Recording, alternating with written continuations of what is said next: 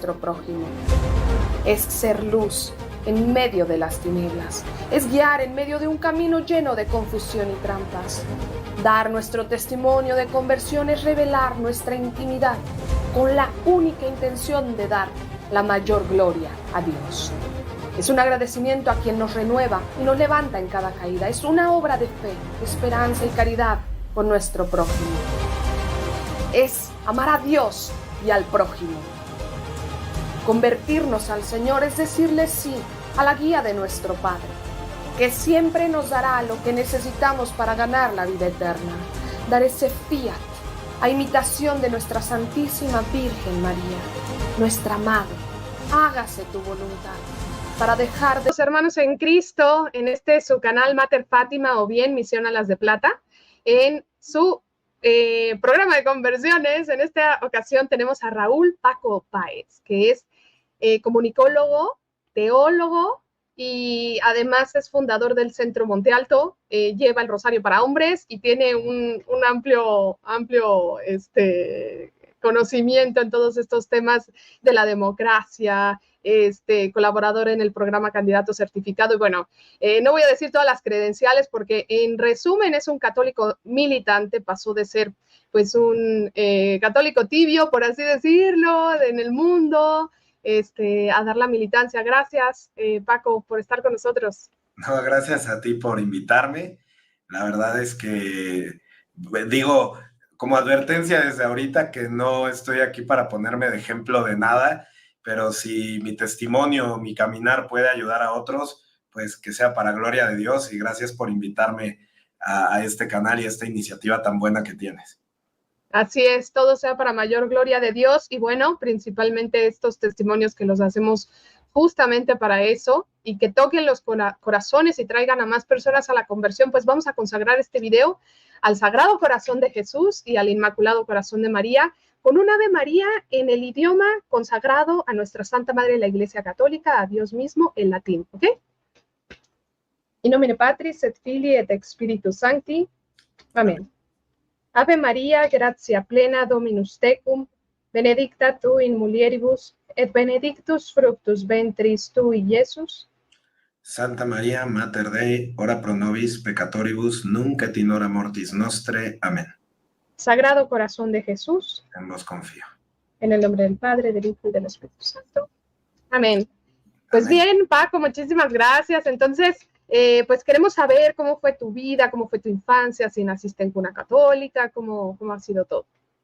Bueno, yo soy lo que llamamos de repente unos amigos y yo como un católico de INEGI, es decir, yo no tengo una conversión de venir de otra religión o denominación o secta o de venir del ateísmo como tal a hacerme católico, no es mi historia de conversión, pero sí en una familia donde el catolicismo pues se vivía más como una inercia cultural que yo creo que muchos de los que nos están oyendo se pueden identificar. Todavía en la actualidad podemos ver en los censos de población que más del 85% por ahí de mexicanos aparecen como católicos, ¿no? Al menos así se denominan en estos censos, en estas encuestas. Y si además contamos a las personas que dicen tener una religión cristiana de alguna otra denominación, puede ser alguna secta protestante, etcétera, diríamos que México todavía dice ser un país con 90% de cristianos. Eso dice el censo, pero pues es un cristianismo nominal de INEGI, así le llamo yo, porque si fuera 90% de auténtico cristianismo, no creo que estuviéramos en las encrucijadas y en la decadencia tan terrible que estamos viviendo en nuestro país y en las épocas electorales, ¿no? En las que estamos, que pues son una locura. Entonces, en ese sentido, mi familia, nací en Ciudad de México, siempre estuve muy pegado a los abuelos del lado materno. Mi mamá y mi papá, pues digamos que se casaron muy jóvenes, y quizá yo tuve algo que ver, cada quien entienda lo que estamos diciendo, pero tendría 20 años mi mamá y 19 años mi papá. y se casaron muy jóvenes, entonces como que por mucho tiempo estuvo ahí el sostén y el abrazo de los abuelos maternos. También los abuelos paternos, pero digamos que quienes estaban todos los días casi que viviendo en su casa a diario, pues fueron mis abuelos del lado materno. Y a mi abuelo, que yo le digo viejo, ¿no? Pues desde chiquito fue una figura muy fuerte, muy influyente para mí, pero él nunca tuvo formación católica. No tuvo nunca un anticatolicismo, simplemente como que, pues si a él le decían, no, pues tienes que ir a la misa del bautizo de tal, pues yo voy, te tienes que confesar, bueno, pues me confieso, pero realmente nunca fue una, digamos, una militancia o una formación que él tuviera. Y tampoco nadie de mi familia, o sea, ni por parte de mi papá, ni de mi mamá, pues qué decir, mis hermanos y yo menos en un inicio. Y la única que tenía, digamos, alguna especie como de praxis religiosa constante era mi abuela, es mi abuela, pero también muy, digamos, como emotiva, no tanto en el sentido de que ella supiera dar razones de la fe o que tuviera una militancia activa, o sea, si un domingo no se iba a misa, pues tampoco pasaba gran cosa, pero ella digamos que tenía sentimientos de cariño hacia la fe católica, hacia la iglesia, y siempre le ha tenido esos sentimientos, y no lo estoy, digamos, diciendo peyorativamente que le faltase otras cosas. Acordémonos que nuestro Señor dice, te doy gracias, Padre, porque le has revelado esto a los sabios, diré a los sencillos y a los, creo que dice a los sencillos, ¿no? Y lo has ocultado de los sabios. Claro que, pues eso para mí no bastó. Lo que sí es que, pues en ese tiempo mi familia vivía una bonanza económica muy fuerte por parte de mi abuelo. Teníamos, pues ahora sí que una posición muy privilegiada, bastante privilegiada, diría yo. Entonces, me inscribieron en un colegio católico, no porque estaban buscando el aspecto católico, sino porque estaban buscando un buen colegio y pues había un muy buen colegio privado y ahí me inscribieron, ¿no? Y entonces, pues ahí sí que empecé a conocer un poquito de la fe, pero debo recordar que en mi niñez, pues casi todo era una cuestión muy emocional. Como no tenía ninguna resistencia en contra, pues si me hablaban del angelito de la guarda, pues yo decía, pues qué bonito, ¿no?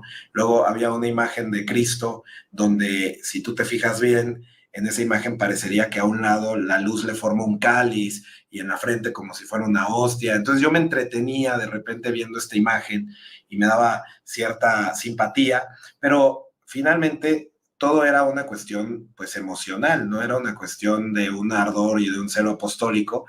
Pues yo iba a las convivencias, a los retiros, a los talleres que organizaban, vivía y aceptaba y no ponía resistencia a lo que ellos comentaban, o a lo que se me instruía, pero para mí era una materia más que pasar. O sea, para mí la materia de formación católica era así como tengo que estudiar geografía, historia, matemáticas y tengo que presentar un examen, tengo que pasar esta materia y no tenía mayor pues, implicación de compromiso.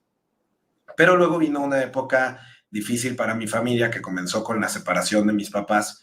Ellos tuvieron ahí sus problemas, etcétera, y se divorciaron cuando yo iba en cuarto de primaria. Y pues me quedé viviendo con mi mamá y mis hermanos. Vivíamos solos con ella, pero eso sí, con mucha seguridad económica porque mi abuelo seguía sosteniendo ampliamente a la familia. Y entonces, pues había ahí una época de mucho materialismo, pero ya sin una cohesión familiar que sí hizo mucho daño. Yo, por ejemplo, para darte algunas imágenes, desde sexto de primaria a primero y segundo de secundaria, yo podía salirme en las noches ahí en la privada a estar con mis amigos. Yo podría regresar a las 6 de la mañana y mi mamá no se daba cuenta, mi abuelo no se enteraba, es decir, no tenía, digamos, ninguna contención. Y eso, pues, inevitablemente, pues, fue degenerando en ciertos vicios y conductas anticristianas, en todo lo que tenga que ver con excesos, yo empecé a fumar a los 12 años. El tabaco fue una adicción que entró a los 12 años con amigos. Luego, pues también en el tema de la sexualidad, la pornografía, pues era completamente invasiva, y eso que a mí no me tocó lo que le está tocando enfrentar a los jóvenes de hoy en día, porque a mí todavía me tocó una época donde pues la computadora estaba en la sala y era una computadora para toda la casa, y el internet todavía usábamos disquetes o apenas los discos los estábamos quemando. Entonces no era como hoy, que el veneno de la industria de la pornografía, que yo no tengo la menor duda, es, yo creo que una de las raíces satánicas de toda la destrucción de la familia, sin lugar a dudas.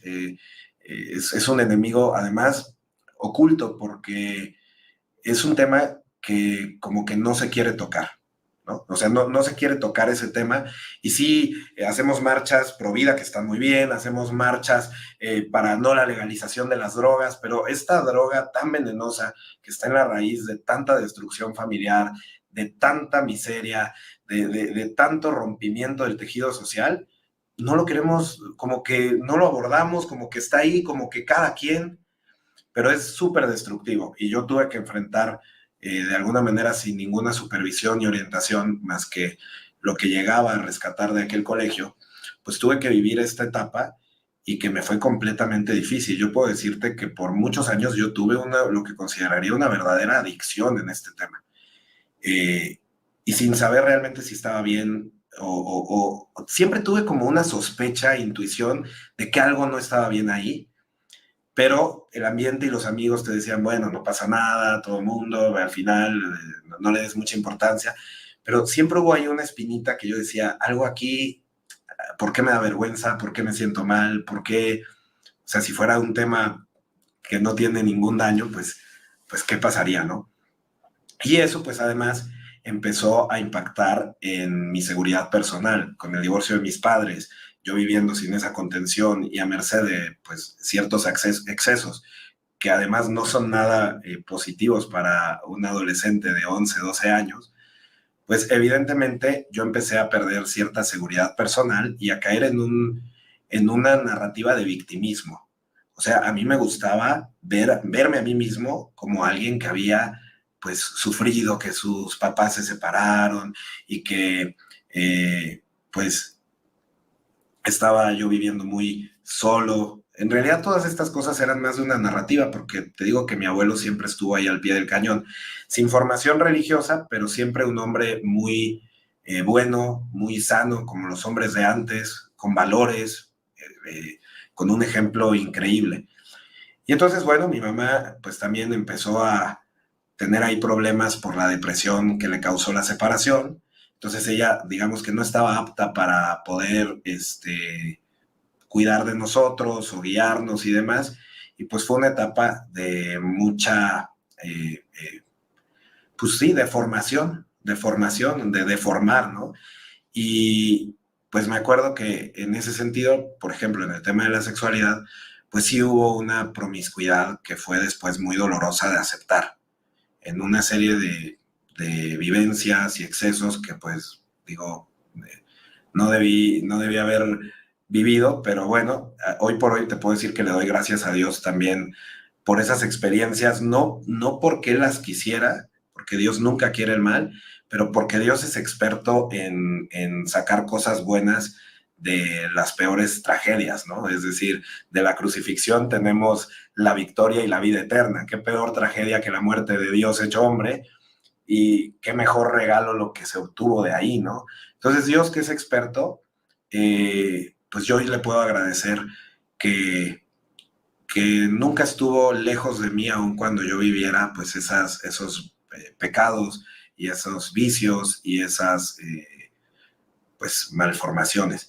Pero está lejos de llegar ahí la conversión, porque como mi mamá tuvo muchos problemas de índole personal que yo algún día, si ella me da permiso, pues podré ampliar mi testimonio, pero pues también yo respeto la vivencia de mi madre y su lucha y sus sufrimientos y tal, por eso no me meto a los detalles, pero ya era insostenible que viviéramos ahí todos, ¿no?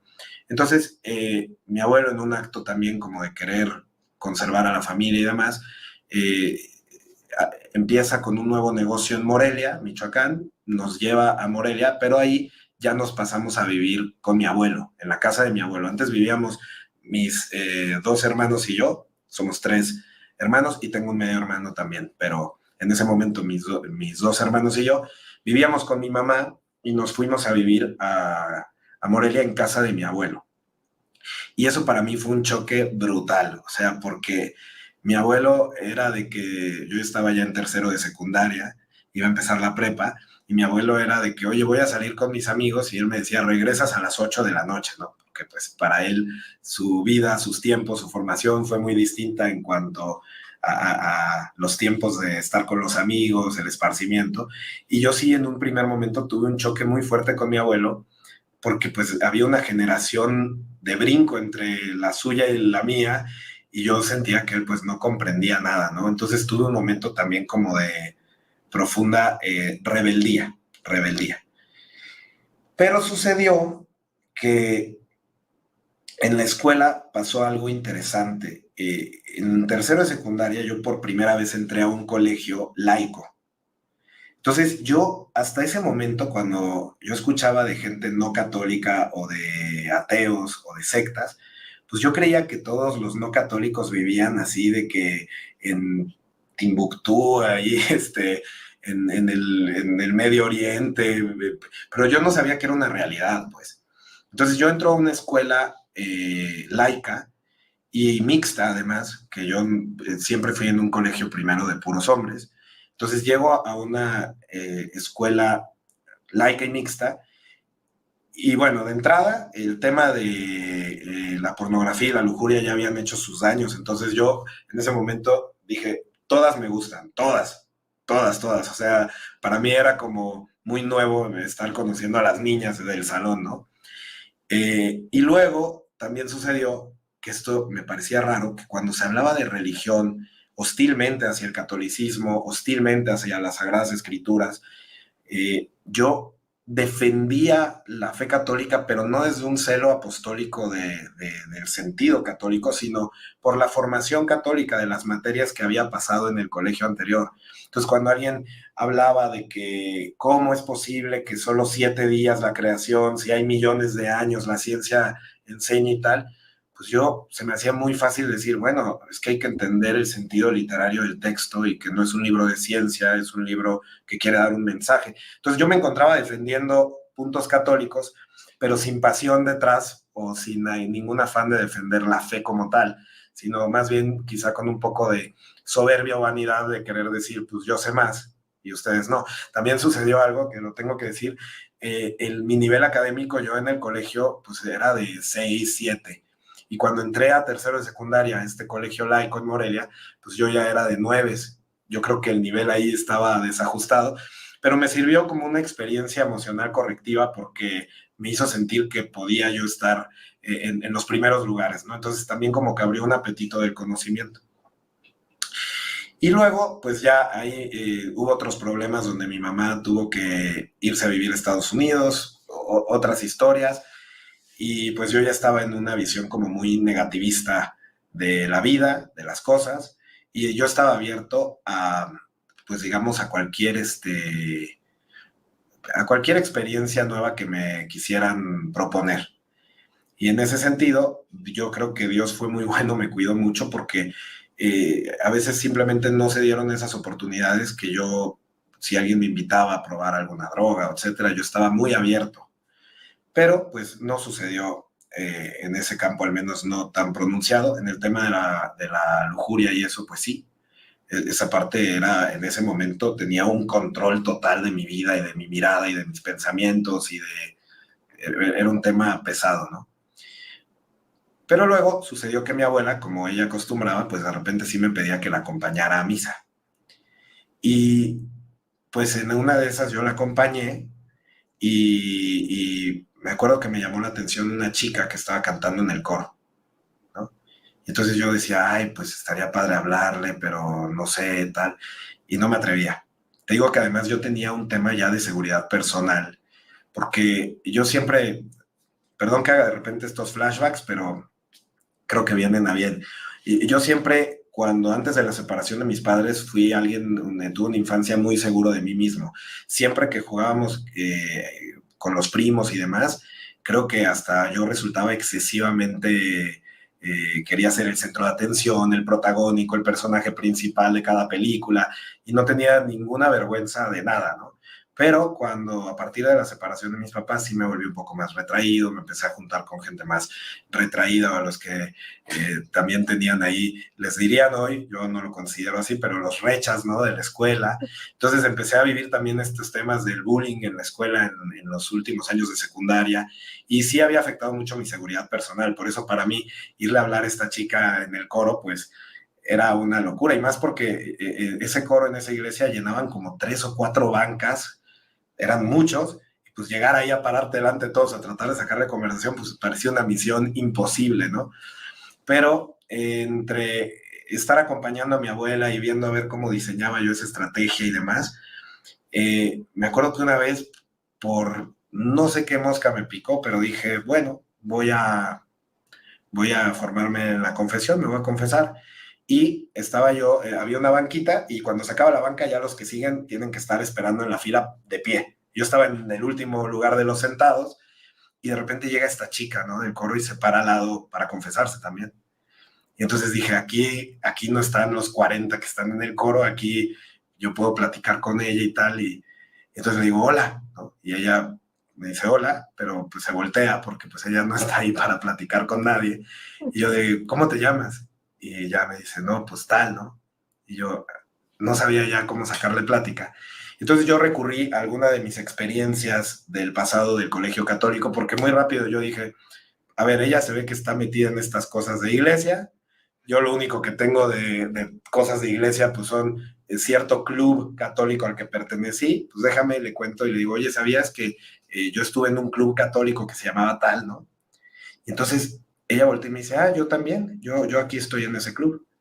Y ahí como que me cambió un poco la atención y dije, ¿cómo? ¿Aquí hay eso? Sí, sí, si quieres al final de la misa te busco. Ya al final de la misa no me buscó ella, mandó a un amigo de ella, este, a un buen amigo, a darme información, y en ese momento pues estaban viendo qué apostolados, y me invitó, y yo ya no me podía como zafar, pero pues ella ya no vino, ¿no? Llegué al club, que era el mismo donde había estado en secundaria, y yo ya conocía ciertas jaculatorias que habituaban ellos, tal, y entonces yo como que, te debo decir que ahí fue como un primer momento donde como que me sentí en casa, como que dije, bueno, esto es como terreno familiar seguro, ¿no? No diría que ese es el punto, digamos, de golpe de la conversión, pero sí un camino que ya medio me predispuso a ello. Entonces yo empecé a sentirme en una zona segura, entonces empecé a ir a las actividades con otros jóvenes, a participar en algunos encuentros y cosas así. Y yo no tenía, como te dije, si bien no tenía un celo de vivencia de fe católica, tampoco tenía una resistencia o una aversión contra el catolicismo, aunque sí debo decir que sí empezaba yo ya a desarrollar como una aversión contra la iglesia, ¿no? Ya sabes, el típico, pues sí creo en Dios y en Jesús, pero no en la iglesia, porque la Inquisición y las cruzadas y el dinero y los abusadores y ponle el nombre que quieras, ¿no? Pero me acuerdo que ahí empezó una cosa muy curiosa, porque después de uno de los apostolados más de carácter de beneficencia económica, regresamos ahí, uno de los padres que estaba ahí con todos los jóvenes, pues había jóvenes que no necesariamente todos eran católicos, porque esas actividades, como dije, pues eran más como para ayudar socialmente, ¿no? Temas de ir a llevar ropa a los pobres, comida al hospital, cosas así, ¿no? Y entonces, pues sí, de repente se sumaban jóvenes y personas que no vivían la fe católica, o que no eran católicos o anticatólicos. Y a mí me tocó ver cómo uno de ellos le dijo al sacerdote que estaba ahí sobre la Inquisición, cómo era posible que la Iglesia y la Santa Inquisición mató a millones de personas, y casi, casi que tenía una maquinaria de asesinato y tal. Y me acuerdo que yo por dentro estaba de, tómela, ahora sí. O como yo tenía estas resistencias al tema de la iglesia como institución, dije, pues ya, enfrente de todos, acorraló al padre. Y me acuerdo que el sacerdote le pregunta, le dice, bueno, ¿tú cómo te llamas? Muy amable el sacerdote con él. Pues ya. Y le dice, oye, a ver, sin ofender, sin tal, vamos a platicarlo. Nada más dime en qué año y en qué lugar se fundó la Inquisición de la que estás hablando. O sea, en qué lugar, en qué momento de la historia. ¿Por qué razones? ¿Quiénes la fundó? Y se quedó blanco el tipo. Pero yo me di cuenta por dentro que yo tampoco sabía contestar esa pregunta. Entonces me quedé así como... Y entonces cuando el padre vio que se queda bloqueado, le dice, oye, ¿no te parece curioso? Digo, pregúntatelo, que tengas tanta certeza de lo que estás diciendo para atacar a la iglesia y que al mismo tiempo no tengas ningún dato fuerte, sustentado sobre el tema. ¿No te parece curioso? Pregúntate tú, no me tienes que contestar a mí, esto no se trata de que yo te gane a ti, pregúntate tú cuando estés a solas, ¿de dónde sacas o de dónde tienes la información que crees tener sobre la iglesia? Y yo que estaba como espectador, pero claro que resonaba dentro de mí, yo decía, pues es verdad, esto lo sé de comentarios de otros, de algún programa de chismes de televisión, de alguna revista de estas amarillistas, pero pues no, no, nunca he leído un libro de la Inquisición, nunca he acudido a ningún archivo histórico, nunca he... Y entonces como que ahí me llamó la atención de decir, pues cuántas cosas no tendré yo una mala concepción al respecto, ¿no? Entonces ya ahí me sembró una inquietud fuerte intelectual. Eh, yo siempre he creído que he sido alguien como que necesitaba muchas razones. Eh, Desde chico yo me acuerdo que yo era el típico que preguntaba de que, ¿y por qué el cielo es azul? No, pues porque sí. No, ¿y por qué esto? ¿Y por qué el otro? Y mis porqués nunca terminaban, ¿no?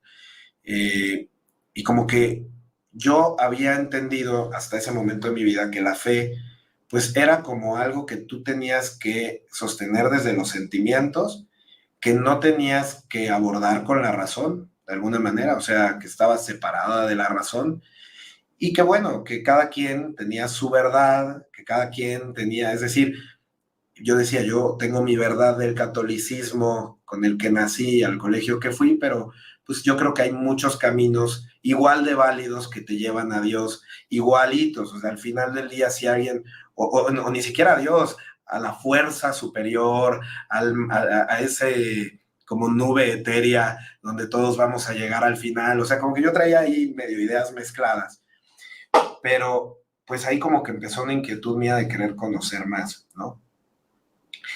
Y entonces empecé a tener preguntas con los sacerdotes y empecé a llevar dirección espiritual.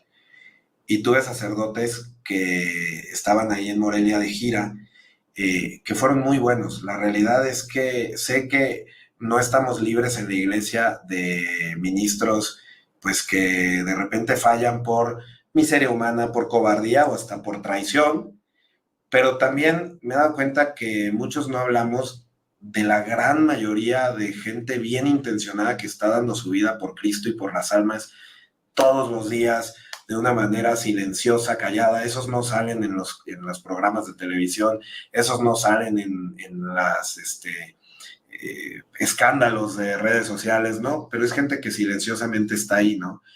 Y entonces, pues con esa dirección espiritual, yo fui abriendo un poquito, pues mi vida, que me daba muchísima vergüenza, porque ¿cómo le vas a decir a un sacerdote los actos o pecados que cometes si después lo vas a volver a ver ahí en el grupo? Entonces, imagínate, para un adolescente, 13, 14, 15, incluso 16 años, ir y abrirle la vida en muchos pecados que habían sido muy vergonzosos, pues claro que tú dices, pues sí, pero al día siguiente que venga a la actividad, ahí va a estar el padre y qué oso, ¿no? O sea, estar ahí de frente.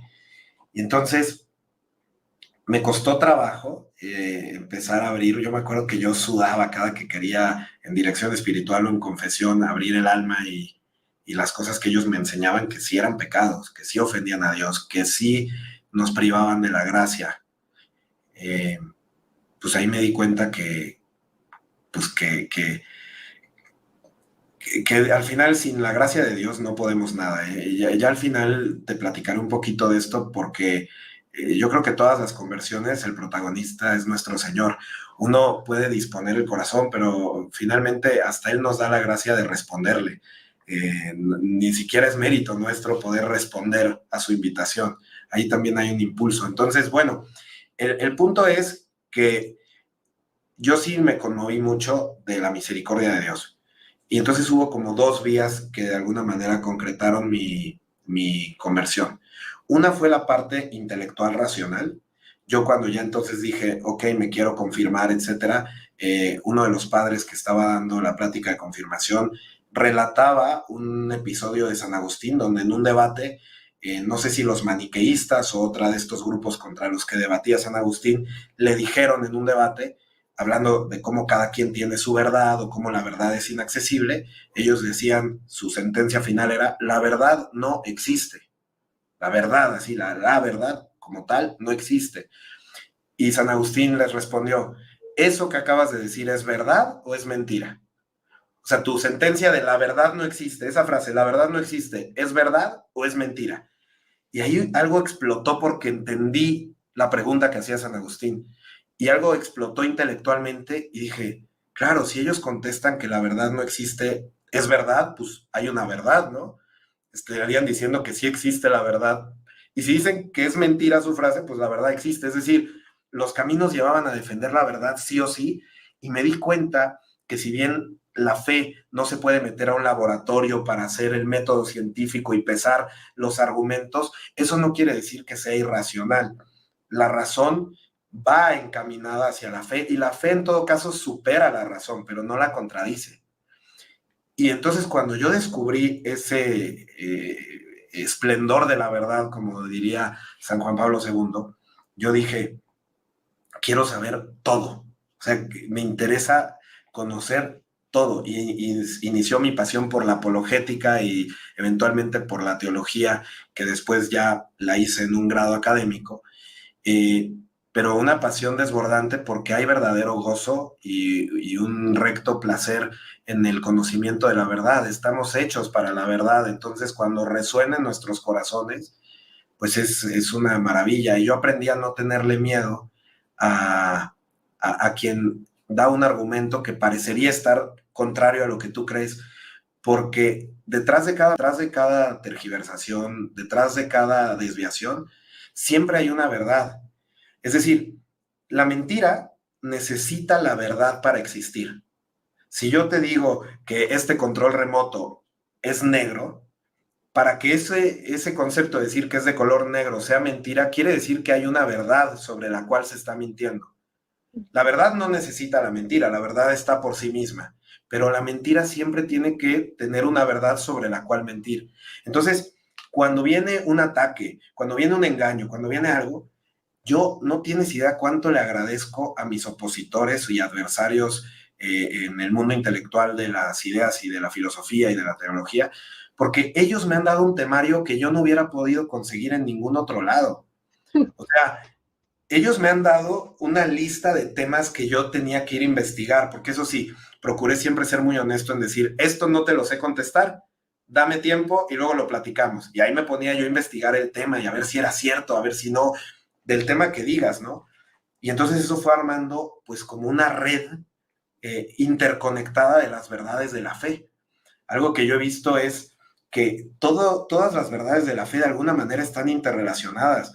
Tú no puedes falsear una doctrina sobre el mundo angélico o el demonio y al mismo tiempo no estar afectando la doctrina del libre albedrío o de la presencia real en la Eucaristía. Es decir, todo lo que creemos como es verdad está perfectamente relacionado y compatible. Y fueron precisamente los debates a los que yo empecé a entrar y me apasioné, los que me dieron la guía de estudio. Por eso a mí me encanta cuando llega alguien a ponerme una objeción contra la fe o contra la Iglesia Católica que yo no sé responder. Me encanta porque digo, gracias, porque o me vas a sacar de un error o me vas a hacer conocer un poquito más a la verdad. Yo sé que entre más conoces un tema, más desconoces. Te das cuenta de que es mucho más amplio. Entonces no digo que conozco de todos los temas ni ser especialista de todo, pero sí procuro que lo poquito que voy conociendo, pues hacerlo con responsabilidad y poniendo la inteligencia que Dios nos da a su servicio, tratando siempre de buscar la verdad, porque mi compromiso al final es con la verdad que estoy convencido que es Jesucristo, es una persona. Pero si la verdad me hubiera llevado a otro sitio, yo iría donde la verdad me lleve. Yo, yo no tendría miedo de dejar la fe católica si fuera falsa. No pasaría nada, ¿no? Pero de loco la dejo sabiendo que es verdadera porque creo que Dios ha sido muy bueno conmigo para darme una luz y unas experiencias que, pues, que jamás antes hubiera podido vivir, pero yo creo que sí tengo bastante, pues, argumentación, no para comprobar la fe, pero sí para apuntar en dirección a ella, porque al final sí me queda claro que como la fe supera la razón, me queda claro que Dios da suficiente luz para que el que quiere ver vea y deja suficiente oscuridad para que el que no quiere ver no vea. Esto lo decía Pascal. Y lo hace así porque hay una cosa que nuestro Dios omnipotente jamás va a hacer, que es romper nuestra libertad, porque Él quiere seres libres capaces de amar. Él no quería programar unos robots que estuvieran diciéndole te amamos, te amamos. Ese no es el amor. Entonces, yo en clave de ese amor y de esa libertad es que entiendo toda la teología y esa fue la parte racional que me enardeció. Pero esa no es la historia completa, porque la parte racional no basta para poder tener una conversión. Al contrario, la pura parte racional puede ser muy peligrosa.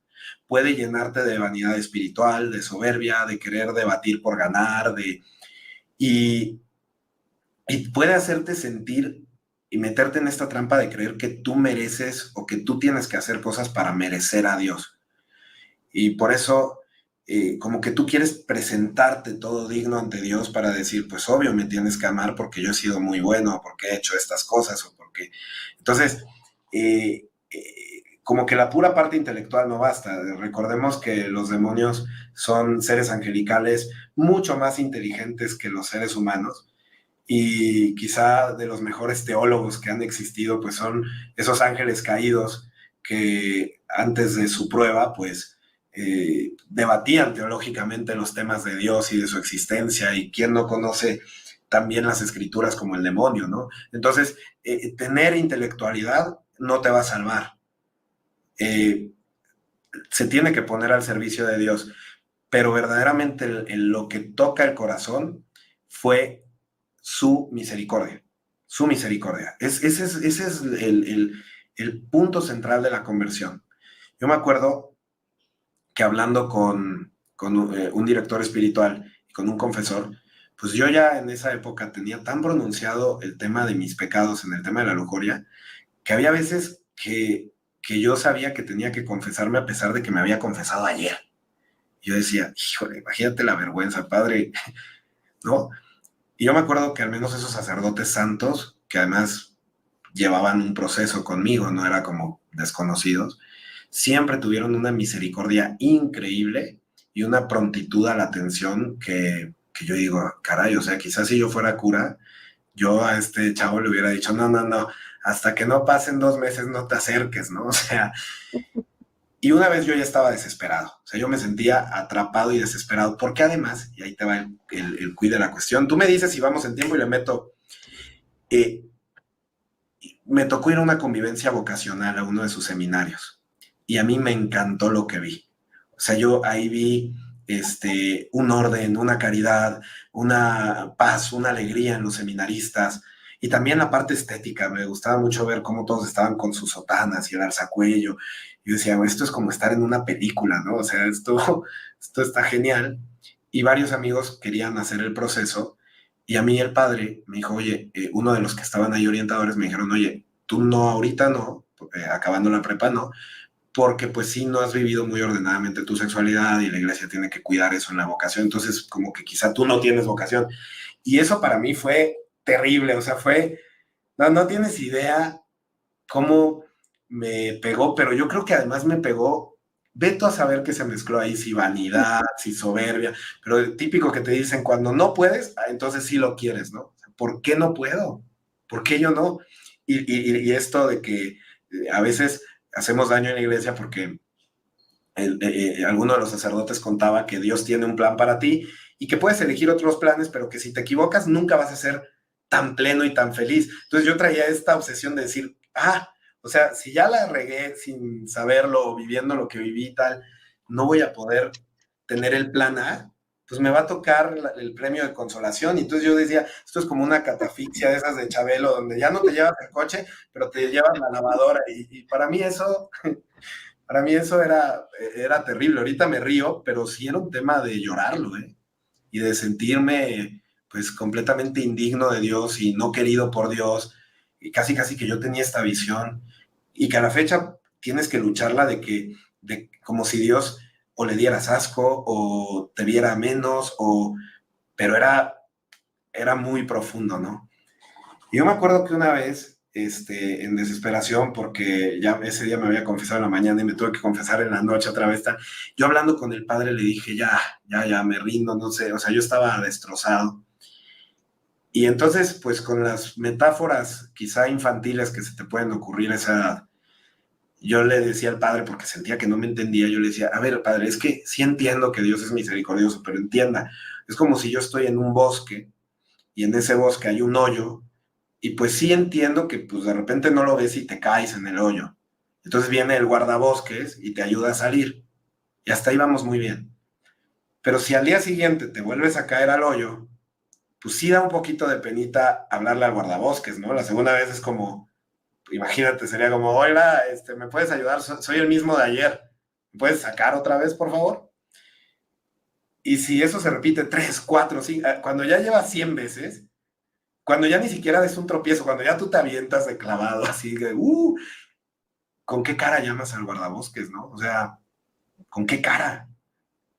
Y yo le estaba diciendo esto. Y me dice, el problema de tu historia es que le estás enfocando en ti y no en el hecho de que el guardabosques ha aparecido todas las veces a sacarte. Una tras otra, tras otra, tras otra, tras otra, sin condición, sin límite, sin desesperación. Y cuando me dijo eso, yo creo que además de la parte intelectual algo atravesó mi alma. Y pasó algo muy raro porque empecé a llorar y a reírme al mismo tiempo. Hasta el sacerdote se quedó, ¿estás bien? Y yo no podía contener como sentía la piel, como que toda la piel se puso de gallina, como si se hubiera encendido algo, porque entendí que el protagonista de la historia era él y que yo no tenía que saber la razón, por eso te decía que era peligroso lo de la razón, de por qué él me quiere, o de por qué él me ama, o de por qué él quiere el bien para mí y por qué me quiere llevar a la vida eterna. Eso es algo que no se puede contestar. Ese porqué íntimo de Dios, ese amor gratuito, pues sí es algo que pues te rompe, ¿no? Te rompe hasta las bases y, y luego no lo puedes quedártelo tú. Empiezo yo a tener que ser más misericordioso con mi familia, con mis padres que se separaron, con mi mamá en sus problemas, con mi papá en el tiempo que no habíamos hablado. Y empiezas no nada más a hacerlo ya desde un punto de vista eh, de querer simularlo, del deber ser cristiano, sino porque estás convencido de el poder que tiene ese amor. Y yo he sido testigo en mi vida como, no por mí, pero esa actitud o esa disposición de dejar que Dios habite en ti y ame a los demás y tengas misericordia para con ellos, puedas perdonarles, puedas amarles, puedas sacrificarte por ellos, de repente eso genera milagros y pasan unas cosas increíbles. De ahí yo ya empecé a ver la vida de los santos y me apasionó el heroísmo de los santos, sobre todo estos santos, Damián de Molokai, que va y se pone en la isla de leprosos y da su vida y se muere, Giuseppe Moscati, que vive en la miseria por ayudar a los pobres. Y tú dices, ¿qué mosca les picó a estos cuates, no? O sea, ¿por qué son tan felices, tan heroicos?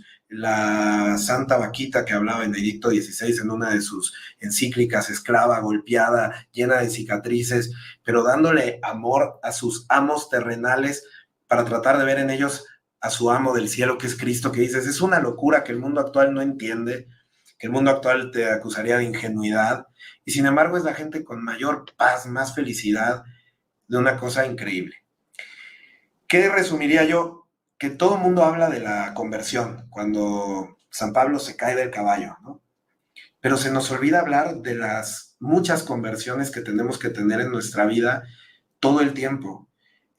San Pablo, acuérdate que además de ese episodio que él narra de haberse en su camino a Damasco, de haber visto a nuestro Señor que le dijo, ¿por qué me persigues? Él después en sus epístolas habla de un aguijón que lleva en la carne que no puede superar, de un pecado que no puede superar y que dice que Dios lo permite para que él sea consciente de que le basta su gracia, que cuando es débil es fuerte. Y, y entonces ahí vinieron otros temas en la vida, vinieron otras caídas, vivieron otras temporadas donde yo tuve que vivir otras conversiones para pues tocar el amor de Dios. Y sería muy largo el programa si yo quisiera hablarte de algunas experiencias que viví en Madrid, en muchos sitios, o de estos últimos años, en fin. Pero bastaría con decirte una en particular, que yo en el 2015 tuve un secuestro express. Fue el 21 de marzo del 2015 en Monterrey. Y no fue que me estuvieran buscando, porque además una de las cosas que no conté es que mi familia, en el momento del divorcio, la separación, las mudanzas, pues mi familia se fue abajo económicamente. Mi abuelo, que había sido pues millonario, pues de repente ya lo encontraba en esta época diciéndome, oye, tienes 100 pesos para la gasolina, y entonces cambió mucho. Y eso también, yo hoy se lo agradezco mucho a Dios, porque hubiera sido muy difícil con el materialismo de la infancia haber encontrado todo esto, no solo para mí, también para mi abuelo, que hoy está más cerca de Dios, etcétera. Entonces, bueno, hubo una debacle económica. Entonces no es que me estuvieran buscando porque yo fuera un perfil interesante a secuestrar, más bien yo tomé un taxi en un mal lugar, en un mal momento. Y la realidad es que esa noche iba a salir con un amigo que me canceló, y pues bueno, digamos que esa noche yo me fui de fiesta, me porté mal. Aquí sí no vale la excusa de decir no conocí a Dios, no, ya conocí a Dios. Y eso es de las cosas que más me encantaría venir a tu programa a decir, yo antes era así, me convertí y ahora ya soy un santo, ¿no? Pero aspiro a la santidad, pero no lo soy, no lo soy. Eh, eh, Había momentos donde, pues bueno, el pecado, la realidad es que me di cuenta que es una lucha permanente.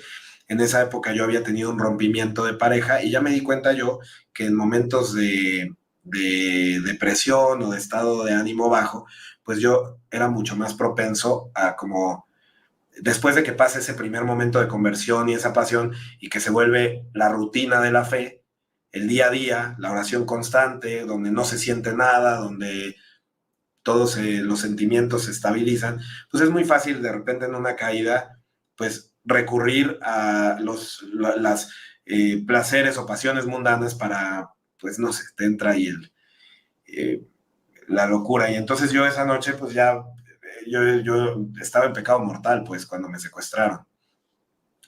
Según yo creo que, no sé qué fue, pero la historia completa es que había alguien en la calle al lado de un Oxxo, un pordiosero, que estaba ahí sin playera.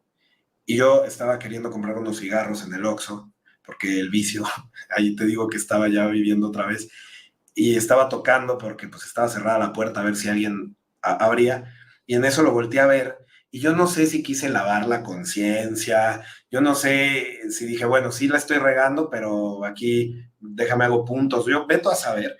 Y entonces yo llevaba una chamarra que se la puse, pero su respuesta me impactó mucho, porque me volteó a ver y me dijo, mira, Dios sí se acuerda de mí. Eso fue lo que me dijo el pordiosero. Entonces yo pues, sentí así la incongruencia, la doble vida, la culpa, el remordimiento. Y dije, bueno, no te puedo ayudar más o permanentemente, pero hoy que está lloviendo y todo, yo si quieres te pago una noche en uno de los hoteles aquí cerca, para que duermas hoy ahí. Y pues lo aceptó, era ya un señor viejito, se llamaba Jorge Alberto, para que lo recen por él, ya no sé qué será de él. José Alberto, perdón, José Alberto. Y subimos al taxi, pero agarré un taxi de esos de la calle, de verdes, para llevarlo al hotel. No quise ir por mi coche, que estaba a 2 cuadras, porque además de entre ir y volver, se me hizo fácil pedir el taxi. Y además como que una parte de mí, una parte mala de mí decía, no, además si voy por el coche y él anda todo andrajoso y sucio, pues lo va a ensuciar, ¿no? O sea, te digo, la maldad a veces sigue, ¿no?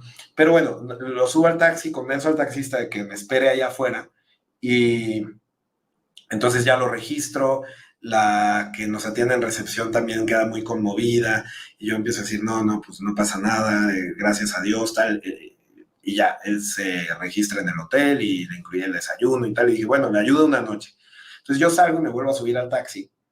Y es ese taxista que aprovechó el momento en lo que yo estaba en el registro del hotel, que se debe haber puesto de acuerdo con un cómplice, porque unas cuadras más adelante se sube uno atrás y ya me encañonan y me ponen la pistola y demás, ¿no? Y entonces me arrancaron, yo traía unas cadenitas, tal. Lo único que no me arrancaron, curiosamente, fue el escapulario. Llevaba ahí el escapulario de tela. Y uno de ellos dijo, ahí ya déjaselo, ¿no? Entonces, yo en ese momento traía un movimiento de la empresa en la que trabajaba, donde tenía una tarjeta de la empresa, me sabía el NIP y todo, pero había ahí una cantidad importante. Y entonces yo me di cuenta que ese asalto iba a pasar a ser un secuestro en cuanto supieran la cantidad de la empresa para la que trabajaba, pues iban a querer ordeñar la cuenta, ¿no? Pero me cayó el 20 muy fuerte cuando no se llevaron el escapulario, que dije, oye, te estás dando cuenta que no estás en vía de gracia, estás con unos tipos con una pistola a la cabeza, o sea, y yo dije, a ver, nosotros sabemos por doctrina católica que basta un solo pecado mortal para condenarte eternamente en el infierno y eso no sería una injusticia por parte de Dios, porque nadie merece a Dios, nadie merece a Dios. Es decir, nuestro default, el default de las criaturas caídas, es el infierno, ese es el default.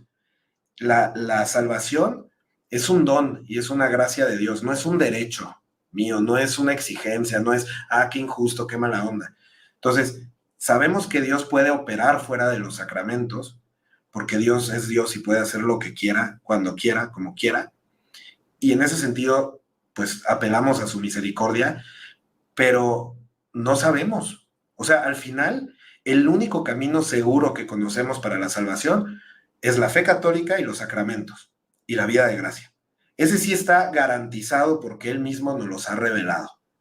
Si tú en un tema tan importante como tu salvación eterna la quieres tener garantizada, adelante. O sea, es como si estás en un avión y te vas a echar de paracaídas y yo te digo, ¿quieres que te dé un paracaídas verificado, garantizado, tal?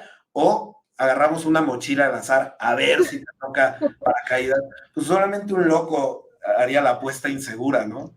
Entonces yo dándome cuenta de lo que está en juego, que es la eternidad. O sea, la eternidad, lo que pasa es que a veces no alcanzamos a comprender eso. La eternidad, algún sacerdote la ejemplificaba como un reloj que marca las 11:59 de la noche y de 11:59 a 12, eso es lo que dura la eternidad, solo que el reloj está pintado en la pared. Nunca se mueve esa aguja. Eso es la eternidad 1000 años y ni siquiera has empezado. Pues cuando yo me di cuenta de lo que estaba en juego ahí, pues yo sí dije, Dios, perdóname, pues, si puedes, sálvame, yo no sé qué va a pasar. Empecé a rezar, a rezar, a rezar, y ahí, fíjate, en esas situaciones, quieres la gracia, como si estuvieran alguien agarrándote la cabeza bajo el agua y quisieras respirar, con esa desesperación quisieras estar en vida de gracia, con esa desesperación. Cuando estás ante un posible riesgo de muerte, una amenaza real, y eres un católico formado, practicante, no tienes idea de la desesperación de la gracia, como si fuera, como decir, quiero respirar, es una sensación impresionante, ¿no? Entonces, ¿qué sucede? Pues ya me llevan a un lugar, a una carretera. Dije, bueno, voy a tratar de imitar el ejemplo de la gente que admiro, de los santos. Entonces, les pregunté los nombres a los secuestradores, que me dijeron unos seudónimos, me dijeron Cosmos y Lagarto. Son, yo por eso ahí les dije, voy a rezar por ustedes. Entonces se sacaron de onda y como vi que no se pusieron agresivos ante el comentario, me atreví a decirles Le dije, yo los perdono esto que me están haciendo, se los perdono de corazón. Y ya se enojó el de atrás, el que me venía encañonando, y dijo, a nosotros no nos perdona ni el diablo. Y entonces me dijo, si no quiero te trueno aquí. Y todavía le dije, pues si me truenas o no, eso lo va a decidir Dios. Yo estoy en manos de Dios. Pero por dentro yo dije, ya cállate, güey, ya los estás provocando, ¿no? Yo tengo la hipótesis de como ellos vieron que llevé un pordiosero a un hotel, quizás se apiadaron un poquito a decir, bueno, no hay que ser tan malos con él, porque llegaron a ese lugar y sí estuvo medio tétrico porque estaba fuera de la ciudad de Monterrey, había un hoyo y me pusieron ahí en el hoyo. Imagínate, te sacan de la ciudad, te llevaron a un terreno baldío donde caminas unos 2 minutos o 3 que se sienten como 5 horas de pelotón de fusilamiento y te dicen, métete a ese hoyo cavado al lado de un árbol, pues tú dices, aquí se acabó, ¿no? O sea, y yo tenía el gran dolor de decir, ¿qué van a, o sea, va a destrozar a mis abuelos, los va a destrozar, porque además ni siquiera es como que, mira, ya sabemos qué pasó, es como, vendrá mañana, volverá, si te encuentran, no te encuentran. Y lo otro, ¿de qué sirvió? ¿De qué sirvió tus debates intelectuales de la fe? ¿De qué sirvieron las misiones, los apostolados? ¿De qué sirve todo si al final, en el último momento de tu vida, con tus actos le estás diciendo a Dios, yo no quiero vivir en el amor que tú me das? O sea, tú con tus actos le estás respondiendo a Dios que no aceptas la invitación.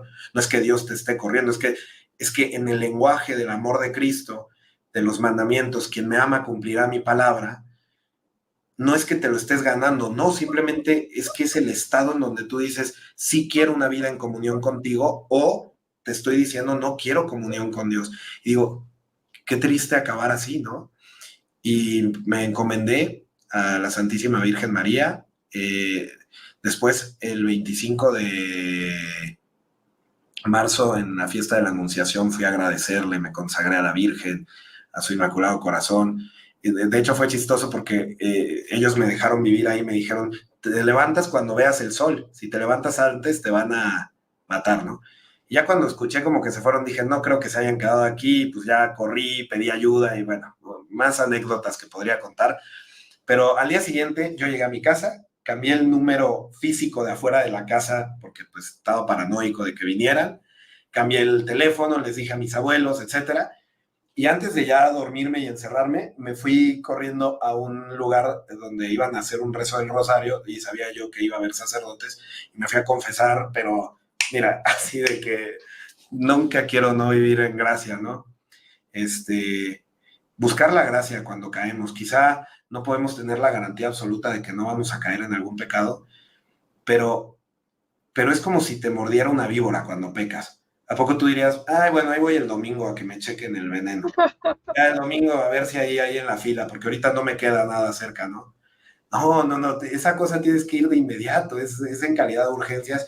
Y ahí creo que los sacerdotes, si bien es cierto que pues de repente hay laicos que pueden ser un poco obsesivos o exagerados o escrupulosos, cada quien tiene, pero yo también creo que los sacerdotes tienen que actuar como si creyeran en el pecado mortal, porque si un sacerdote tú llegas y le dices, necesito confesión, y él está leyendo su periódico y te dice, vente el jueves, pues ¿cómo vamos a creer que es tan grave el pecado y que es tan urgente si no lo tratan como una urgencia? ¿A poco si llegas al hospital con un balazo te diría el doctor, vente el jueves a ver si hay lugar, ahí están los horarios? Entonces entiendo que el laico no debe, si el sacerdote, yo que sé, está por subirse un avión, pues no va a perder el avión. Entiendo que hay un sentido común, pero sí debería notarse pues esa desesperación y esa urgencia por los sacramentos y por el sacramento de la confesión, que a veces hasta parecería que es un pesar, ¿no? Pero yo creo que el sacramento de la confesión pues es casi, casi te diría que central, como todos los sacramentos, pero central a la misión de alguien que sintió el llamado de ser sacerdote. Ve los grandes patronos del sacerdocio como el cura de Ars o el padre Pío de Pietrelcina, dedicaban horas y horas a la confesión, prácticamente se despegaban de ahí para dormir, celebrar misa y volver a confesar todo el tiempo, ¿no? Entonces, creo que es importante. Pero bueno, yo ahí me di cuenta de una cosa. Me di cuenta de que En la iglesia hoy por hoy, muchos sin querer, tenemos quizá una tergiversación donde somos un poquito medio pelagianistas o semipelagianistas, que era una herejía decir que tú te ganas tu salvación por obras o por esfuerzo o por echarle muchas ganas. Y no me voy a ir al ejemplo contrario protestante, donde parecerían que las obras no importan, porque las obras, como dije, son una respuesta, un lenguaje a Dios, donde le dices sí, ¿no? No todo el que me dice Señor, Señor entrará en el reino de los cielos, sino el que haga hacer la voluntad de mi Padre. Pero es verdad que el protagonista es Jesucristo. Hay un libro muy bonito que se llama El arte de aprovechar nuestras faltas, que no lo escribió San Francisco de Sales, pero creo que está inspirado en sus escritos. El arte de aprovechar nuestras faltas, y hace que entendamos una cosa. Si yo ahorita agarro un vaso de cristal y lo suelto, se va a romper porque es lo más lógico. Y yo debería sorprenderme si pasa lo contrario. Si yo aviento esto y no se rompe, todos diríamos, wow, no se rompió. Nosotros, yo digo, jamás se puede justificar un pecado. Antes morir que pecar mortalmente. Esa debería ser nuestra convicción. Pero una vez que se comete el pecado, tampoco es falsa este arrepentimiento y conversión donde estás más dolido por tu propia imagen rota que por haber ofendido a Dios. Y eso es para mí una clave en el sentido de decir, antes de pecar, mejor la muerte. Después de pecar, arrepentimiento sincero, propósito de enmienda y volver a Dios. Volver a Dios todas las veces, de inmediato. Oye, no, que me voy a dar una semana a ver si de verdad estoy arrepentido. Eso no viene de Dios. Dios no necesita que vayas como la Chabela al confesionario a llorar para que tu arrepentimiento sea sincero. Tu arrepentimiento viene de admitir con tu razón, con tu inteligencia y también si vienen los sentimientos, qué bueno, que lo que hice o lo que estoy viviendo no es acorde a la voluntad de Dios, que ofendí a Dios tan bueno, a Dios tan amoroso y que yo quiero luchar por dejar este tipo de vida y quiero ir a Él. Y eso bastaría para que hubiera una convención con un propósito real de enmienda. El demonio te la maneja al revés. El demonio antes de pecar te dice, ay, un pecadito, hombre. Ay, todo el mundo lo hace, te confiesas el domingo, no pasa nada. Pero cuando pecas, después del pecado, ahora sí cambia su narrativa y el demonio te dice, ¿cómo vas a pedir perdón? Eres un hipócrita, tú estás dando a tole con el dedo, ¿a quién quieres engañar? Bien sabemos que no estás arrepentido, ¿para qué vas? Tu confesión no va a ser válida. Y ahí entra la vida escrupulosa. Él invierte en lo de Dios, ¿no? Yo le diría a alguien que sufre de escrúpulos, decirle, si tú estás preocupado de, ay, me quiero confesar, pero no sé si estoy arrepentido, ve y confiésate porque alguien que no está arrepentido no se preocupa de si está arrepentido o no. Sí. En fin, veo que ya casi habíamos dicho una hora, veo que le estamos llegando, si la quieres terminar, pero lo que sí, creo que el punto central de lo que he contado para mí es, el protagonista de la historia es Dios, y es Dios también como Él nos los ha revelado, es decir, es Dios a través de la Iglesia Católica, de los sacramentos. Aquí entiendo que Dios puede actuar, como dije, fuera de esto, pero eso no es lo que tenemos garantizado en la revelación. Y yo lo único que diría es que hagamos una simple ecuación, o sea, tenemos un Padre omnipotente que nos ama, y entonces todo lo que sucede va a ser para nuestro bien, lo que Él permite, lo bueno y lo malo, si nos soltamos en Él, si nos soltamos en Él, si creemos en Él, si le creemos a lo que nos ha prometido. Y yo diría, no sé por qué, pero si te sientes, a mí de lo que más me costó y a la fecha lo trabajo, Monse, es los pensamientos de Dios no son como los nuestros. Si yo te fallo a ti, a mí me daría vergüenza verte. A ti, Monse, si yo te prometo algo y no te lo cumplo, encararte me daría vergüenza. Y tú probablemente, humanamente hablando, dirías, ¿qué le pasa a este estafador? ¿O qué le pasa? ¿Quedó mal? O... Dios no es así. No se mueven los términos que nosotros esperamos. Entonces, aunque tú creas que delante de Dios te ves como un pecador, como alguien que no vale la pena, como alguien... No se trata de eso. Cuando uno vive eso no hemos entendido. Adán se escondió precisamente porque tenía vergüenza de confrontar a Dios. Pero Dios no está esperando que nosotros aparezcamos delante de Él como merecedores de su amor. Ujú. Eh, Termino con esto. Si analizas la parábola del hijo pródigo, ahí tienes la ecuación perfecta. Tienes el peor pecado que es querer la muerte del padre, el fratricidio, el peor pecado, con la peor consecuencia, porque en el lenguaje simbólico de los judíos, estar comiendo la comida de los cerdos era, caíste en la inmundicia, más bajo no se puede caer, más bajo no se puede caer. Entonces, el peor pecado, la peor consecuencia, e incluso de los peores tipos de arrepentimiento que pueden haber, porque él no se levanta y dice, amo a mi padre y quiero volver con él porque lo amo. Se levanta y dice, en la casa de mi padre hay comida, hay sirvientes, pues me conviene, ¿para qué ando sufriendo acá? Me conviene volver a la casa de mi padre. Entonces, si tú sumas peor pecado, peor consecuencia o caer más bajo y peor tipo de arrepentimiento, igual a, y deberíamos de esperar infierno, azote, recriminación, etcétera. Y no, lo que vemos en la parábola que nos pone nuestro Señor es el padre que apenas lo ve, lo vislumbra en el horizonte y sale corriendo a por él, ¿no? Y el otro va a empezar su discurso de padre, pecado, y casi, casi que sin oírlo, pónganle las vestiduras, pónganle el anillo de la familia, pónganle las sandalias, hagamos fiesta. Él nos ama porque somos sus hijos y nos ama por eso. Los que tendrán hijos, yo no tengo hijos, si Dios quiere, este año me caso y si Dios quiere dármelo será una gran bendición, pero he notado que algunos cuando tienen una experiencia de paternidad se dan cuenta que es así, pues aman a sus hijos aunque de repente hacen cosas que, bueno, pero ese amor incondicional, pero que sí requiere esa respuesta de nuestra parte. Entonces, pues eso me sentí invitado a compartir aquí para confiar en Dios y al mismo tiempo, pues querer corresponderle, ¿no? Querer corresponderle con nuestras obras, con nuestros actos y pues bueno. Maravilloso, muchísimas gracias. Toda una catequesis tu testimonio, fue genial. De hecho, me gustaría invitarte para otra ponencia, por así decirlo, entrevista, justamente denunciando este mal que está quejando en estos tiempos tan grandemente el demonio de la pornografía. Como bien lo mencionaste, casi nadie toca el tema, casi nadie habla de ello, y pues tenemos que ayudar a nuestro prójimo por amor a Dios y amor a ellos.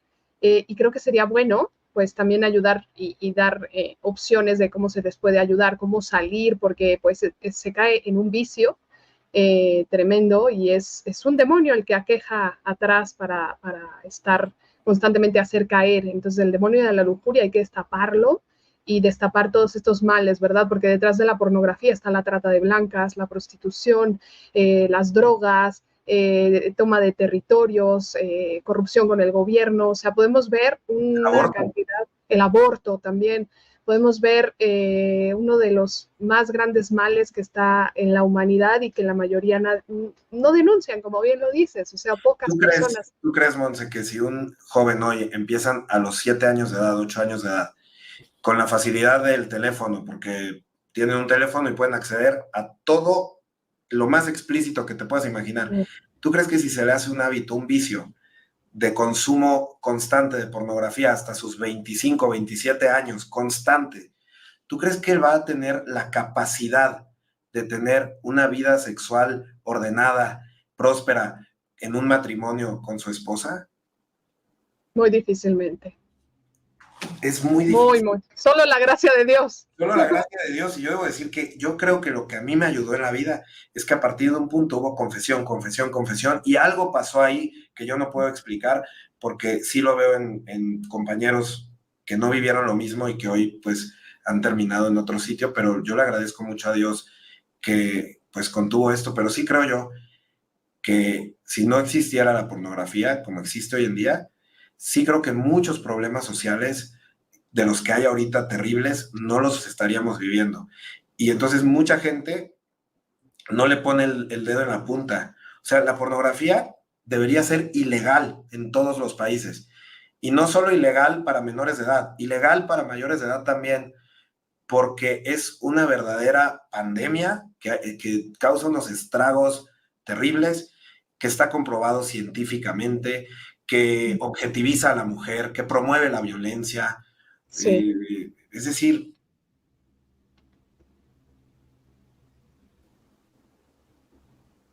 Creo que aquí se congeló un poquito. Uy, Pero... se congeló, creo que ahí al otro no le gustó. Pues sí. Pero en manos de Jesucristo, nuestro Señor. Así que, oye, pues sí, tenemos que hacer un programa de eso, así que tenemos un pendiente ahí. Y bueno, para cerrar el programa, danos pues tus redes, porque obviamente que llevas apostolado en redes, tienes el apostolado del Rosario de Varones, ¿verdad? Varones, ¿sí? Caballeros del Rosario. Caballeros del Rosario. Y a ver, dinos cómo unirse, cómo hacer este apostolado. Mis redes son Paco Páez MX, en la mayoría de las redes, Facebook, Twitter, Instagram, Paco Páez MX. Y Caballeros del Rosario tiene ya su página web. El lanzamiento oficial va a ser este 13 de mayo en honor a la Santísima Virgen María en su advocación de Fátima. Ya en la página web tú puedes entrar, hacer una cuenta ahí y ahí tú te unes a un batallón de varones que rezan el rosario, o si no encuentras en tu localidad un batallón, tú puedes solicitar crear un batallón y tú empezar a invitar a otros varones. ¿Qué es lo que busca Caballeros del Rosario? Caballeros del Rosario busca responder a las peticiones de la Santísima Virgen María, particularmente en su advocación de Fátima, del rezo del Santo Rosario, y nosotros particularmente los sábados primero de cada mes, o sea, cada primer sábado de mes, en las distintas localidades a rezar el rosario. Lo hacemos liderado por varones porque queremos rescatar la masculinidad en la iglesia, la masculinidad que va en camino a responder al llamado, que quiere la virtud. Virtud viene de fuerza, tiene el mismo prefijo, y se necesita esa fuerza masculina en un mundo que ha querido destrozar tanto la dimensión de la feminidad y de la masculinidad como Dios las pensó. Nosotros queremos tratar de rescatar esta parte y que los varones retomemos el llamado que tenemos de abnegación, de sacrificio, de servicio, de protectores, de cuidar la sociedad. Hemos fallado miserablemente los varones en los últimos 70 años o más en el cuidado de las familias, en todo lo demás, y luego nos quejamos de que por qué el feminismo y por qué tal. Bueno, ¿dónde han estado los hombres? ¿Dónde están los padres que no dejan a los hijos? Yo amo a mi papá, no tengo ninguna queja en el sentido de que ya todo está sanado y perdonado, pero hablando yo en términos sociales, una sociedad sin padres, pues es una sociedad traumatizada, pues, y es una sociedad que no puede salir adelante. ¿Y cómo vas a conocer a Dios Padre si el primer referente que deberías tener en la tierra ni siquiera hace el mínimo de la misión? Entonces, queremos rescatar la masculinidad y lo hacemos en el espacio público para decirle no a esta idea de que la fe católica es un tema de ámbito privado, que no tiene una dimensión social. No. La fe católica es la verdad, y en este país que se dice 80% de católicos, menuda democracia, ¿eh? O sea, que es un país de 80% de católicos, pero no puedes mencionar a Dios en un discurso político, no puedes... Habría que replantearnos si verdaderamente esto es democracia, pues, porque... No. Bueno, y en un país así, que los nacimientos de estos de Navidad, las figuras de los nacimientos, las querían prohibir, había proyectos de ley para prohibirlo y tal, en un país donde eso está en nuestras raíces, nuestra identidad, nuestra misión, nuestro destino, y nosotros vamos a decir no. Yo soy católico los domingos dentro de la iglesia y también soy católico los lunes en mi trabajo, y soy católico el día que yo decido actuar en política, y actúo en política como católico. Punto. Entonces nosotros no vamos a replegar un centímetro del espacio público. No lo vamos a replegar, y por eso los rezos del Santo Rosario, liderados por varones, son siempre en espacios públicos concurridos. Había gente que decía, ¿por qué no se van a la iglesia? Están rezando aquí en la plaza de armas, ¿no? O en la plaza tal. No, porque nosotros queremos hacer visible esa dimensión social de la fe, del reinado de Cristo, y además de la identidad mexicana que es una identidad católica hispana, nos guste, no nos guste, esa es la verdad. Si alguien tiene traumas con su propia identidad, pues que lo sane, ¿no? Pero nosotros no estamos dispuestos a replegarlo.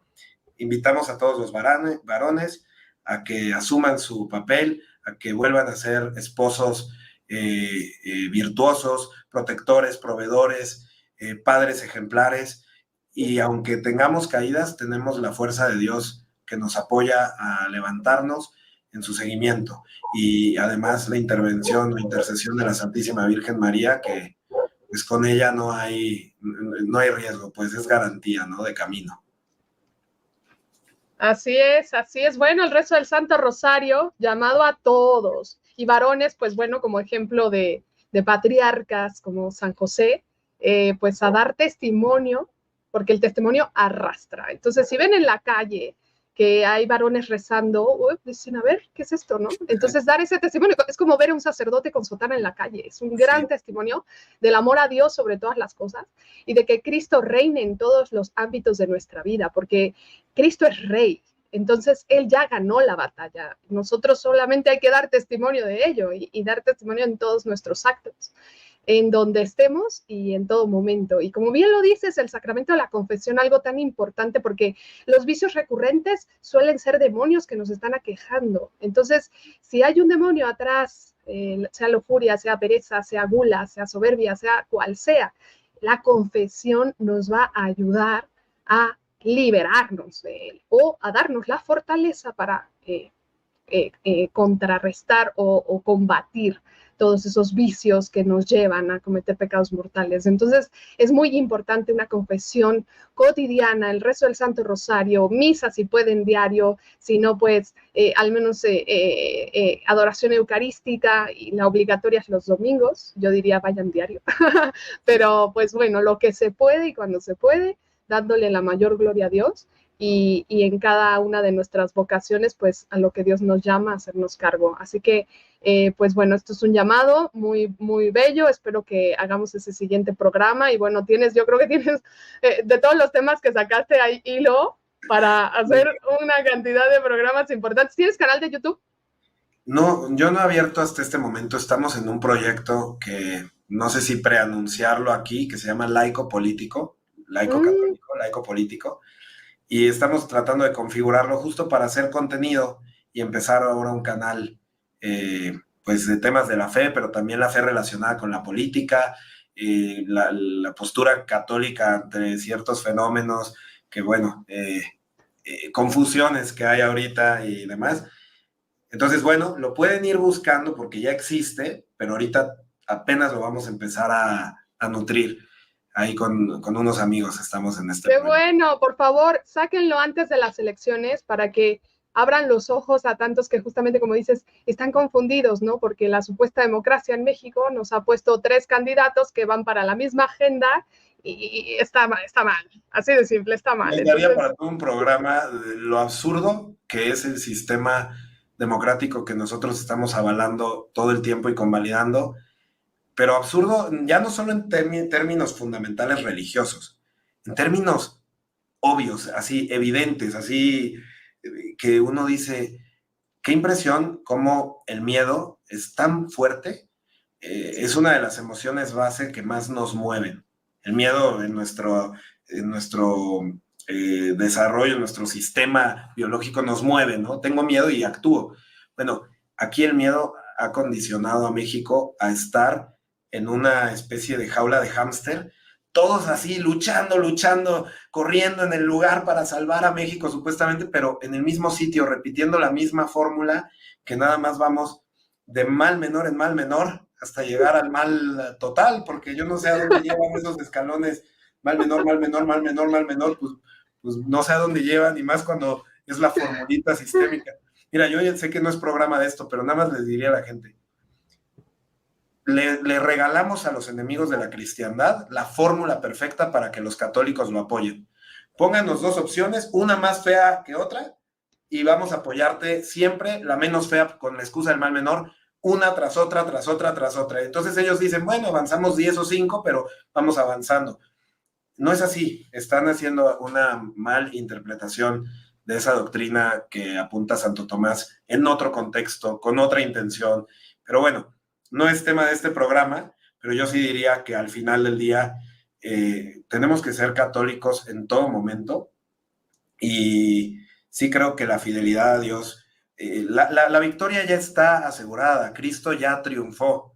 Entonces, el devenir de la historia no se trata de los éxitos o fracasos humanos que consigamos, sino del verdadero éxito que es la fidelidad a Dios. Esa es la batalla que tenemos que pelear. Decía por ahí un autor, Brady Oed, decía, hay una gran batalla y una pequeña batalla. Está la batalla del mundo y de la justicia social y está la batalla del propio corazón. La del mundo es la pequeña batalla. La gran batalla es la del propio corazón. Hacernos fieles a Cristo, luchar por la salvación de las almas, buscar el reino de Dios y su justicia. Lo demás es añadidura. ¿Le creemos a Dios? Porque lo decimos y platicamos en estos programas, pero luego le creemos, porque es como no sé si pasó o no pasó, pero es la anécdota que cuentan de que van a rezar el rosario para que llueva, y el padre les dice en la misa, pues no va a llover. ¿Por qué dice eso, padre? ¿No tiene fe? Y dice, no, los que no tienen fe son ustedes, porque nadie trajo su paraguas. Entonces, pues no, o sea, no se la creen, pues aquí nos venimos y acuérdate que el Evangelio dice que cuando pidamos a Dios, actuemos como si se nos hubiera concedido, ¿no? Si yo le digo a Dios que busco su reino de Dios y su justicia, y luego voy y en mi interacción política, en mi voto como pagano, voto como anticristiano, voto como globalista, pro Agenda 2030, lo que sea, pues no sé qué tanto le creemos a Dios. O sea, ¿en qué momento vamos a ponernos en tierra buena o en disposición de que Dios haga el milagro que tanto le pedimos si no correspondemos? Perdón. Pues así es totalmente, y gracias porque, bueno, para los que nos ven en otros países, pues sepan, están las elecciones en México y pues estamos viendo un gran debate porque pues se está justamente jugando una supuesta democracia que lamentablemente ya está todo arreglado. Y eso lo sabemos de hace muchos años, pero si tuviéramos la fe, todos los mexicanos, la fe en Jesucristo, que ya venció, en vez de a los políticos que dicen que van a salvar, no van a salvar nada. El único que salva es nuestro Señor Jesucristo. Confiar en la divina providencia, que nunca nos va a hacer falta, que estemos donde estemos y vivamos lo que vivamos, seamos fieles, porque todo momento de prueba también es momento de mostrar nuestra fidelidad. Así que muchísimas gracias, Paco. Yo creo que te digo, hay que hacer más programas y... Sí. Y bien, pues síganlo, sigan a Paco Báez en sus redes, esperemos que salga pronto ese canal. Y así es, a unirnos todos, a hacer apostolado desde nuestra trinchera. Bien, San Juan Pablo II dijo en los medios, en las redes sociales, también hay que hacer este apostolado, así que adelante. Bueno, y a todos les recuerdo, dejen un comentario en este canal para que así YouTube lleve y recomiende a más, compartan, lleven esta semilla de fe, esperanza y caridad a tierra fértil. Y que viva Cristo Rey. Que viva Cristo Rey. Y Santa María de Guadalupe. Reina de México. Con nuestra Madre, la Santísima Virgen María, no tenemos nada que temer. Ella es la omnipotencia suplicante, quien aplasta la cabeza de la serpiente, la que nos trae a Cristo y la que nos lleva a Cristo. Ante nuestros temores, ella nos anima diciendo, no estoy yo aquí que soy tu madre. Que con la intercesión del apóstol Santiago, patrono de la hispanidad, empuñemos la espada del rosario para luchar por Dios, por nuestra patria y nuestras familias. Caballeros del Rosario ha lanzado su plataforma digital en la cual podrás unirte y sumarte a uno de los batallones existentes o iniciar uno nuevo en tu localidad. Entra a www.caballerosdelrosario.com y enlístate en el Ejército Mariano. Caballeros del Rosario, a Cristo Rey.